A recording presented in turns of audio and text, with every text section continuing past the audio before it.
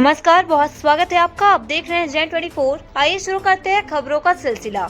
UPSC परीक्षा के प्रवेश में सफल होने का रचा इतिहास का कीर्तिमान। भारत देश की सबसे कठिन परीक्षा यूपीएससी में महज कुछ अंकों से पीछे हुए आदर्श अग्निहोत्री। दुआरी गांव के आदर्श अग्निहोत्री कलेक्टर बनने से महज चंद कदमों से हुए दूर। आपको बता दें कि ये न्यूज गुढ़ रीवा से है, जहां ग्राम पंचायत दुआरी, जनपद पंचायत रायपुर करचुलियान, तहसील गुढ़ क्षेत्र अंतर्गत दशकों पूर्व कभी शिक्षा जगत में दुआरी ज्ञान के मामले का सिरमौर हुआ करता था। इसे दुआरी गांव से प्रार्थना का आविष्कार हुआ। वह शक्ति हमें दो दया निधे, कर्तव्य मार्ग पर डट जाऊं, पर सेवा पर उपकार से मैं निज जीवन को सफल बना जाऊं। ग्राम पंचायत दुआरी, जनपद पंचायत रायपुर करचुलियान, तहसील गुढ़ क्षेत्र अंतर्गत दशकों पूर्व कभी शिक्षा जगत में ज्ञान के मामले में सर्वोच्च स्थान में था। आज से 30 वर्ष पूर्व पढ़ाई के क्षेत्र में दुआरी गांव का कोई सानी नहीं था। यहाँ तक कि दुआरी के नाम का डंका बजता था। जब रीवा स्टेट में 5 से 6 मिडिल स्कूल अजमेर बोर्ड था, तब भी दुआरी गांव में मिडिल स्कूल शिक्षा के रूप में कायम था। तब भी समय के साथ दुआरी गांव कदम ताल करता हुआ बराबरी पर था। मानो ऐसा प्रतीत होता था कि दुआरी गांव को ज्ञान के पर लग गए हों और समय को भी पीछे छोड़ देगा। लेकिन समय के साथ चलना ही इंसान की बहादुरी है। समय चक्र आगे बढ़ता गया, शिक्षा के क्षेत्र में दुआरी भी आगे बढ़ता गया। सन 70 से 85 के दशक तक पढ़ाई के क्षेत्र में दुआरी गांव का स्वर्णिम काल था, लेकिन उसके बाद का समय ने पीछे कर दिया। यह वही दुआरी गांव है जिसने बच्चों के लिए स्कूल में प्रार्थना का आविष्कार किया, लेकिन ऑनलाइन मोबाइल युग में कंप्यूटर क्रांति जगत के समय में पुनः एक बार दुआरी का मेधावी होनहार छात्र आदर्श अग्निहोत्री पिता अनिरुद्ध अग्निहोत्री ने देश की सबसे कठिन परीक्षा यूपीएससी में सफल होते हुए समय ने पीछे कर दिया। नहीं तो दुआरी गांव में भी आज कलेक्ट्री का तमगा अपने सिर पर बांधकर दूसरे का हौसला अफजाई कर रहा होता। इस सफलता के लिए पूरा गांव उत्साह से लबालब होकर दुआरी गांव के प्रवेश द्वार से लेकर गाड़ी के काफिले के साथ अगवानी लेने के लिए समूह दर समूह, जत्था पर जत्था, फूल माला और डीजे सहित तमाम स्वागत के अपार प्रेम से अभिसंचित कर दिया। गांव के इस प्रेम को देखकर आदर्श अग्निहोत्री मानो अभिभूत और गदगद महसूस कर रहे थे। उनसे मीडिया के रिपोर्टर रईस अग्निहोत्री द्वारा यहां तक का सफर तय करने पर एक्सक्लूसिव बातचीत के प्रमुख अंश लक्ष्य पर संपूर्ण नजर एकाग्रचित, समय का विशेष ध्यान, सफलता और असफलता की डर से ऊपर उठकर एक बार में नहीं तो बार बार प्रयास करने पर एक बार सफलता निश्चित मिलती है। इस अवसर पर माता पिता, दादी, बड़े पिताजी सहित पूर्व शिक्षक विनोद पांडे, सरपंच दुआरी ब्रिजभान पटेल, रामायण अग्निहोत्री, सुनील अग्निहोत्री, जनपद सदस्य रूबी पटेल, सिद्धार्थ शुक्ला, नवीन अग्निहोत्री, अभय अग्नि, सुनील, धर्मेंद्र द्विवेदी, श्रीकांत शुक्ला, रमेश अग्निहोत्री आदि लोग मौजूद रहे। नमस्कार। आपका क्या नाम है? आदर्श कुमार अग्निहोत्री। जो परीक्षा आपने दिया है, उस परीक्षा तक पहुंचने के लिए कई विद्यार्थियों का सपना होता है। इसकी तैयारी आपने कैसे की? मैंने सबसे पहले इसका क्लासेस वगैरह ज्वाइन किए थे और बचपन से ही इसके लिए डेडिकेटेड थे और जिसके लिए अभी तक प्रयास किए थे। बट इसके इंटरव्यू राउंड तक पहुंचकर और कुछ मार्क्स की वजह से आ गए थे। उसका पूरा श्रेय हमारे टीचरों को और सबसे ज़्यादा पिताजी को जाता है। और इस तरह से हमने अपना पूरा तैयारी की सब चीज़ों की। तो अभी कितने नंबर से आप पीछे रह गए हैं? हमारा टोटल 17 मार्क्स से कट ऑफ से रह गए हैं और उसमें वेटिंग लिस्ट में डाल दिया गया है हम लोगों को। और होपफुली कि अगले 6 महीने और 1 साल में कवर किया जा सकता है उस चीज़ को। तैयारी इसकी आप कहाँ कर रहे थे? मैं इसकी तैयारी दिल्ली में रहकर कर रहा था। और कब से कर रहे थे? इसके लिए हमें लगभग 4 साल से तैयारी कर रहे हैं। आया तो खड़े हो जाते होगा और उसके लिए हम अपने जॉब के साथ भी प्रिपरेशन को कंटिन्यू कर रखा था और अब तक जाके फिर इसका मेहनत का फल मिला। तो अभी आपको कोई ऐसा है कि रैंक के हिसाब से जॉब मिलेगा?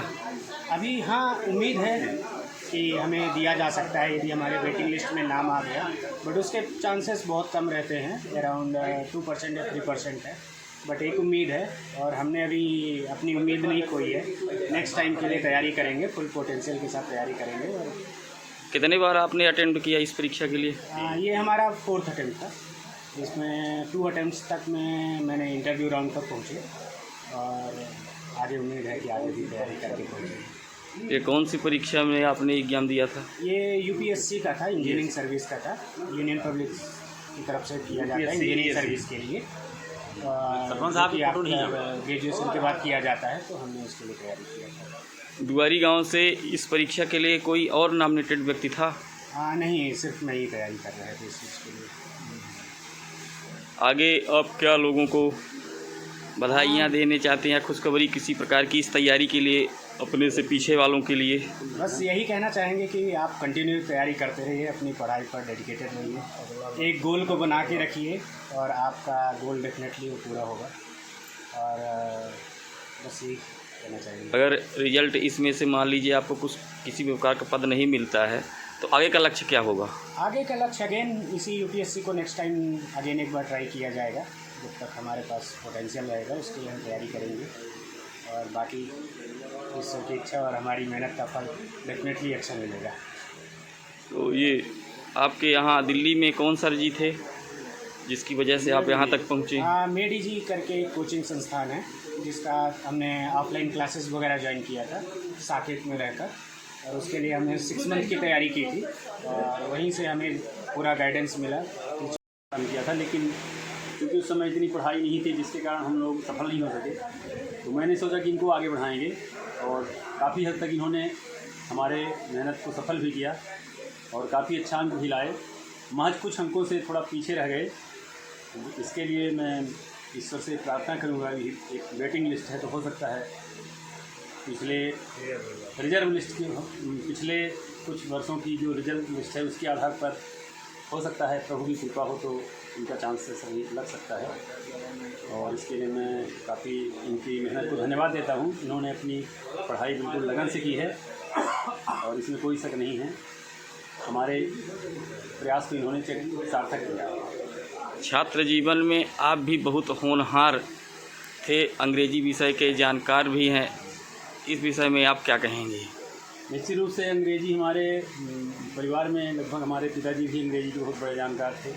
मैंने भी उसको समझा है, मुझको भी आती थी, लेकिन मैंने चूँकि उस समय की ऐसी घरेलू परिस्थितियाँ थी जिसके कारण मैं आगे नहीं उतना पढ़ पाया, लेकिन मैंने इनको फ्री हैंड किया था कि आपको पढ़ना है, आगे बढ़ना है, UPSC क्लियर करना है, और जिसके लिए इन्होंने आदर्श ने अपना भरपूर प्रयास किया और दिल्ली में रहकर इन्होंने 4 महीने मेडी जी की कोचिंग भी ली और जिसके कारण रिजल्ट परिणाम। पंडित जी, छोटे में आपका छात्र रहा है, कहीं ना कहीं आपका गाइडेंस मिला है और आज UPSC की तैयारी में एग्ज़ाम में जो है आदर्श ने अपना स्थान रखा है। कुछ अंकों से वो पीछे ज़रूर रह गए हैं। निश्चित रूप से उन्हें बधाई है, उनके पूरे परिवार को। और वास्तव में ये राजगुरुओं की परंपरा रही है कि उत्कृष्टता उनका सबसे पहला मोटो रहा करता था और उसी को लेके ये आदर्श चले हैं। और निश्चित रूप से इनका जो परफॉर्मेंस था बहुत ही अच्छा था।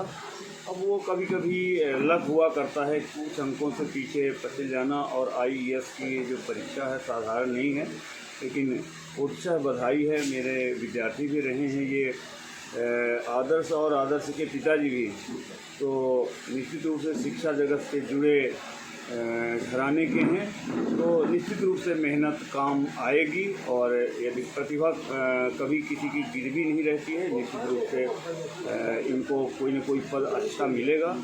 और अनिरुद्ध अग्निहोत्री जी ने हम सबको बुलाया और विद्यार्थी का मनोबल ऊंचा कराने की कोशिश किया है, तो निश्चित रूप से बहुत बहुत साधुवाद, धन्यवाद है।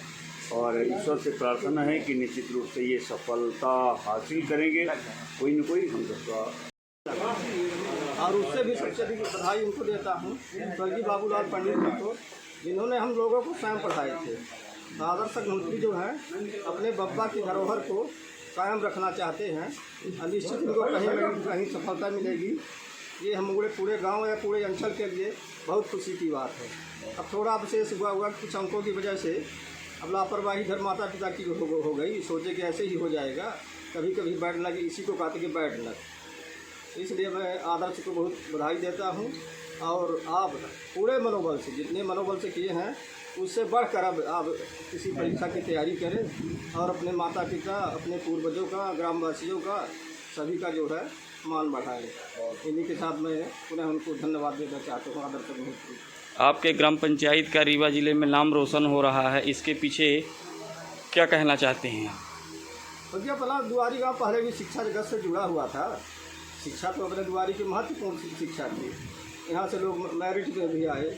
यहाँ तो कम से कम हर माने जितने गांव हैं 1/3 यहाँ कर्मचारी थे। एक से अच्छे पोस्ट में रहे, डॉक्टर भी रहे, MBBS डॉक्टर रहे, पुलिस में भी रहे। हमारा गांव शिक्षा जगत से हमेशा जुड़ा रहा है। वो सतत प्रक्रिया भी चल भी रही है। अभी देख भी रहे हैं कि डॉक्टर साहब अमरेश जी हैं, अपने गांव का नाम रोशन किए हुए हैं। यहाँ तक नहीं, अगर गांव दुआरी का कोई पहुँच जाता है तो अपने परिवार जैसे उसकी अस्पताल में मदद करते हैं।